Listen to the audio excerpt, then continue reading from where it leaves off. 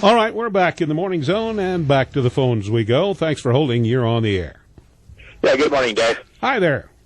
Hey, a little FYI, personal experience. I worked for the Forest Service around Laramie Peak in the 70s, and our ranger was in Douglas, and we had total control through the ranger in Douglas. When there was a problem with the forest, the ranger sent his top person out to examine what the problem was, whether it was, erosion of a road, or, whether it was fire danger, whether it was clusters of trees that needed to be thinned, whether it was bug kill, whether it was down timber from the wind, or an area, for some reason the trees died off. Then the ranger would get a report back, and then the ranger, if it was big enough, would come out and examine the situation and make a determination, and then he'd come up with a plan of attack to, fix the problem. And literally within 10 days, usually, us grunts were out there with chainsaws or cats and road graders and, putting in riprap, taking down trees,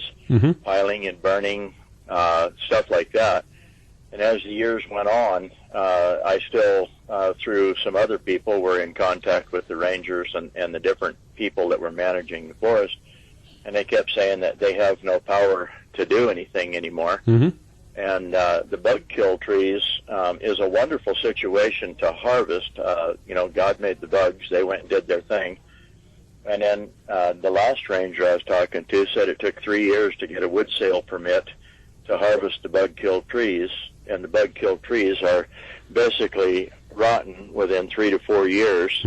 And then another fact on this last, I think it was the cow camp up around, towards Laramie Peak a couple years ago. Right. And last year there was one called the Arapahoe fire that burned 100,000 acres. Scott Davis out of Laramie, who was the county fire warden, on both of those fires came to the fire and sent crews home in the infancy of the fire and said, we'll take care of it. The rest is history.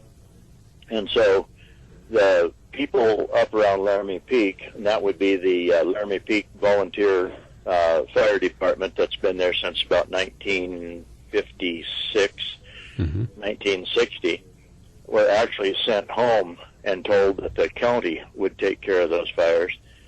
And then later it was said by the state foresters, when we get all of this burnt, it'll be a good thing. And so they're intentionally letting these fires go. And if it burns out the houses, people's equipment, their trucks, their tractors, their life, that is just collateral damage.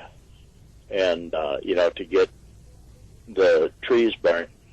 I talked to a straight forester in Wheatland, Wyoming at the post office.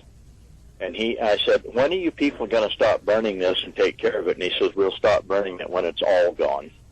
And I said, what does the word all mean? He said, all, when it's all gone. About 4 times I said, what do you mean by all? And he says, all of it, when it's all gone, when it's all burnt. And so I said, yeah, you mean the green trees, the people's houses? In other words, when you push people out of the national forest land into the cities where you can control them, then you'll be happy. And he frowned at me and walked off.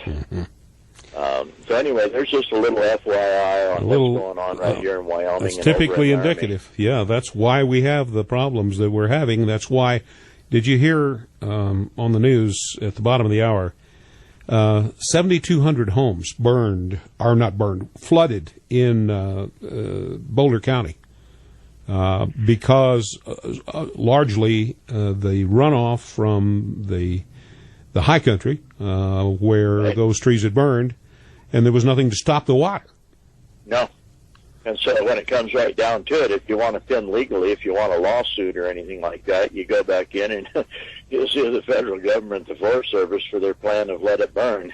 Yeah. And that destroys your ability to hold the land, like you said, with the dead timber and the burnt and everything.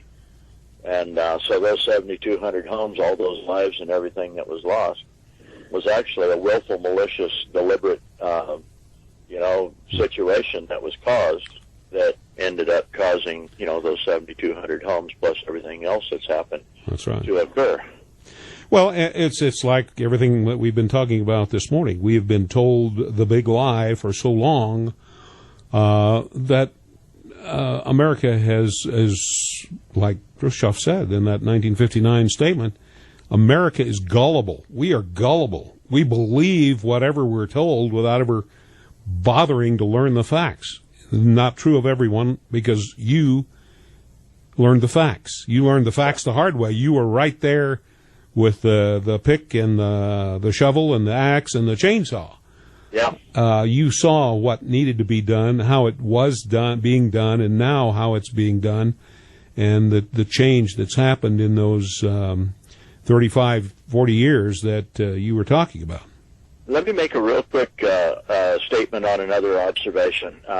When you burn all the timber in the United States, you burn all the national forests, there's no more game to go eat and harvest. There's no more timber. There's no place to hide. You fly over in a helicopter. When the poop hits the fan in the United States, and there is nowhere to hide. Mm-hmm. Okay, there's nowhere to hide. It's easier to find you. So, chew on that, America. Mm-hmm. Something to think about for sure. Hey, thanks for your call. We appreciate it. Some good thoughts and some good facts. You have a good day.